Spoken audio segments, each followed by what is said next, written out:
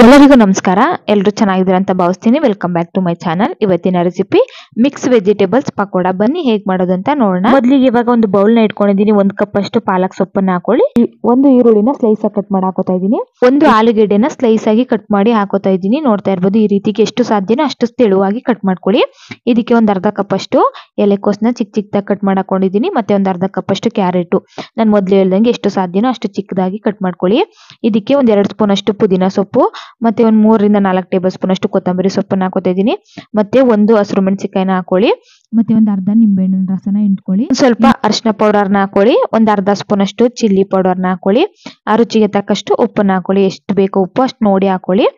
1 table spoon ಅಷ್ಟು ಧನಿಯಾ ಪೌಡರ್ನ ಹಾಕೋತಾ ಇದ್ದೀನಿ. ಮತ್ತೆ 1 ಟೇಬಲ್ ಸ್ಪೂನ್ ಅಷ್ಟು ಚಿಲ್ಲಿ ಫ್ಲೇಕ್ಸ್ನ ಹಾಕೋತಾ ಇದ್ದೀನಿ. ಒಂದು ಅರ್ಧ ಸ್ಪೂನ್ ಅಷ್ಟು ಚಾಟ್ ಮಸಾಲಾನ ಹಾಕೊಳ್ಳಿ. ಇದ್ರೆ ಹಾಕೊಳ್ಳಿ, ಇಲ್ಲ ಸ್ಕಿಪ್ ಕೂಡ ಮಾಡ್ಬೋದು. 1 ಸ್ಪೂನ್ ಅಷ್ಟು ಜೀರಿಗೆನ ಹಾಕೋತಾ ಇದ್ದೀನಿ. ಹಾಕೊಂಡು ಇಷ್ಟು ಮಸಾಲಾನು ಹಾಕೊಂಡು ಚೆನ್ನಾಗಿ ಮಿಕ್ಸ್ ಮಾಡ್ಕೋಬೇಕಾಗುತ್ತೆ. ನಾವು ಹಾಕಿರುವಂತ ತರಕಾರಿಗೆಲ್ಲ ಮಸಾಲೆ ಎಲ್ಲ ಚೆನ್ನಾಗಿ ಒಂದಕ್ಕೊಂದು ಬೇರೆಯೋ ರೀತಿ ಚೆನ್ನಾಗಿ ಮಿಕ್ಸ್ ಮಾಡ್ಕೊಳ್ಳಿ.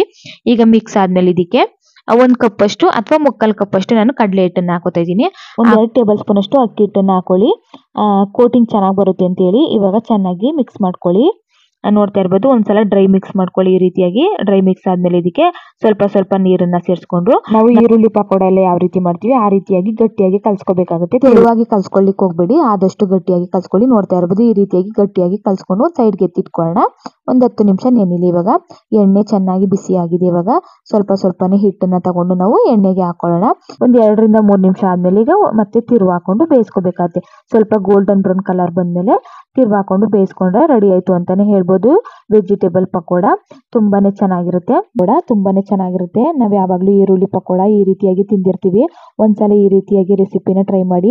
ಮಕ್ಕಳೆಲ್ಲ ತರಕಾರಿ ತಿನ್ನಲ್ಲ ಅನ್ನೋ ಮಕ್ಕಳಿಗೆ ಈ ರೀತಿ ಮಾಡ್ಕೊಟ್ರೆ ತುಂಬಾನೇ ಇಷ್ಟಪಟ್ಟು ತಿಂತಾರೆ. ನಿಮ್ಗೆ ಯಾವ್ದು ಇಷ್ಟನೋ ಆ ತರಕಾರಿಗಳನ್ನ ನೀವು ಸೇರಿಸ್ಕೋಬಹುದು. ಆದಷ್ಟು ಚಿಕ್ಕದಾಗಿ ಕಟ್ ಮಾಡಿ ಹಾಕೊಂಡ್ರೆ ಚೆನ್ನಾಗಿ ಬರುತ್ತೆ ಪಕೋಡ.